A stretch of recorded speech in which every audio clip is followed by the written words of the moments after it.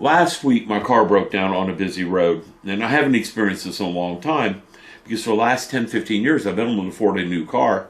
And I usually don't let them get more than 3 or 4 years old before I change them out. Okay? I know I'm privileged, right? Because some of you drive your cars until they break.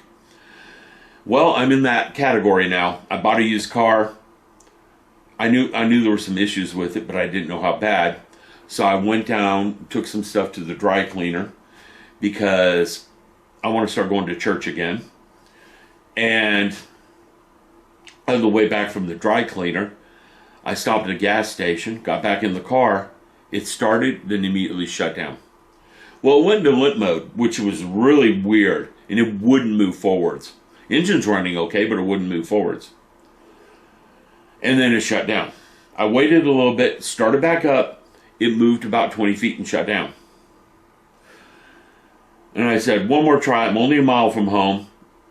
Got it in the car, got moving, got on the road. I got about a quarter mile down the road, and it shut down and would not come back on. And this is setting up the context of what follows. This is not rush hour. This is like at 11 a.m. on a Thursday. I'm on a busy 2-lane road. Car broken down. The problem's electrical, so I can't run the hazard lights.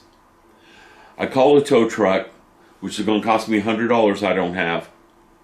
And while I'm waiting, the car starts zooming by. And about every 5th to 8th one would honk the horn because I'm giving them an inconvenience. They have to switch lanes to go around me. About every 15th or 20th one would shout obscenities at me and give me finger gestures.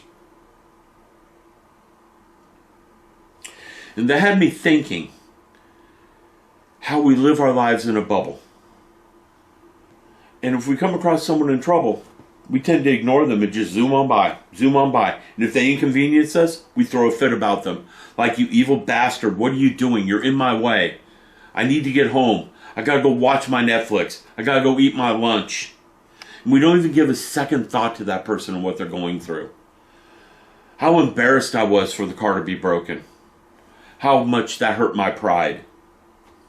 How much worry I had because I can't afford the tow truck. How much stress I'm under because I'm getting my girls the next day.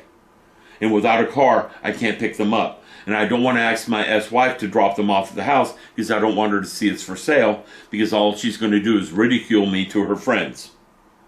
She's already trying all sorts of evil drama things for various reasons. Okay? These are the thoughts that went through my head. Well, as everyone just went zooming on by. Zooming on by.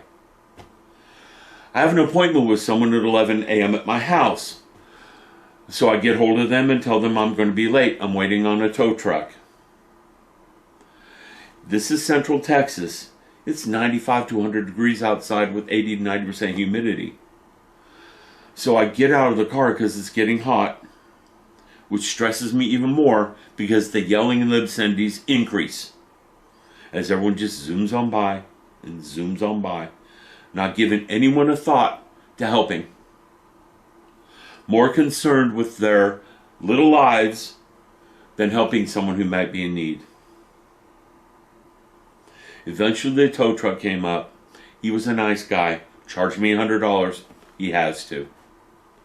I got home to find out what they're doing with my roof. Watch the other videos. It's in one of them. Okay? But what I've learned from this is that we all live our lives in little bubbles. We're either too busy, too many problems on our hands, and our modern society is broken for this, that we don't look around and try to help our neighbors, our friends, our relatives, because our lives are too tied up with the drama of watching TV, pursuing trinkets that we'll never need. And yes, I've got that perspective coming up. My house is full of those trinkets. Okay? Why not? I can go to Walmart, I can buy a stuffed animal for $3. Why not buy 3 of them for my kids? Now I've spent $6. They're temporarily happy with their material possessions. I'll make a whole video on that in a bit. But we're too concerned with these things, okay? Politics, I'm not even going to go there on this channel, ever. Okay? I don't want this to be political. I might make another channel to be political, but not this channel. I am going to make a video on hate, which borders into politics, but I won't pick on either party when I do it, okay? I'll probably pick on them both. But we're just so involved in our lives, and I think that's partially on purpose, because if we go back 30, 40 years, maybe 50 years, it wasn't this way. One parent worked, the other one stayed home and took care of the kids. Now both parents work, they're stressed out because they can't afford to fix their house, they can't afford to fix their cars, they're barely making it through, groceries have gotten so expensive, we're so wrapped up in our own lives, we can't see the person as we zoom past them who needs help. And quite frankly, some of you just can't afford to help because you're almost right where that person is. This society needs to change. And I don't know how to change it. Okay? And I'm at a loss for how to change it. Too many people are just wrapped up in themselves. Too many people are full of hate for others. Too many people are confused about what to do with themselves, where to go. So many people play video games to escape reality. If you're not playing video games, you're watching Netflix. If you're not watching Netflix, you're getting drunk. You're on drugs. This is a fractured, hurting society. I'd love to hear comments on how to fix it.